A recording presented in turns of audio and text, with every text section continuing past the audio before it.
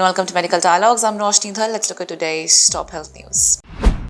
Ex-IAF contracts HIV during blood transfusion. Supreme Court directs Indian Army Air Force to pay Rs 1.5 crore as compensation. While considering the case of retired air veteran who contracted HIV during a blood transfusion while falling sick on duty during Operation Parakram, the Supreme Court bench on Tuesday held the Indian Air Force and the Indian Army jointly and vicariously liable for medical negligence and directed them to pay Rs 1.5 crore as compensation. The appellant is entitled to compensation calculated at Rs 1,54,73,000 only towards compensation on account of medical negligence of the respondents who are held liable for the injuries suffered by the appellant. It is also held that since individual liability cannot be assigned, the respondent organizations are held vicariously liable jointly and severally to the above extent. The amount shall be paid to the appellant within 6 weeks by the IAF. His employer, it is open to the IAF to seek reimbursement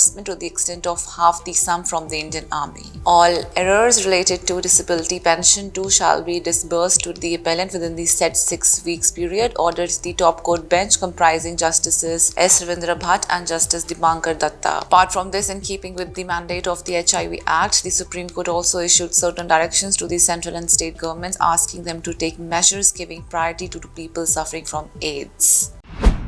Are you also aspiring to excel in medical journalism and delve into the intricacies of health and medical reporting? Explore our comprehensive course on medical and health journalism available at the Medical Dialogues Academy. Learn from industry experts who possesses in-depth knowledge and experience in this field. For further details, scan the QR code provided or access the link in the description box below.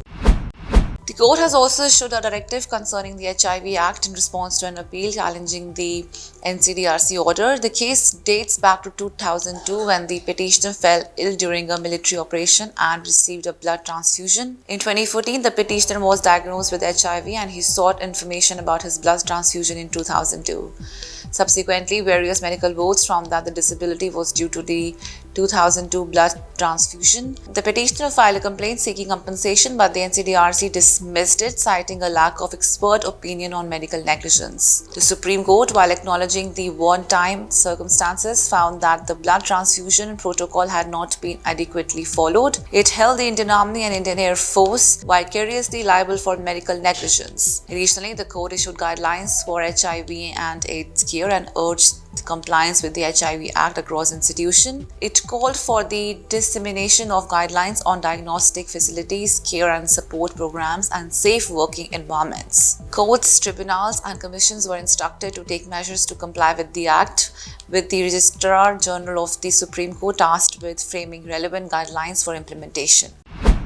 That's all for today. Stay safe. Never miss a medical update from Medical Dialogues.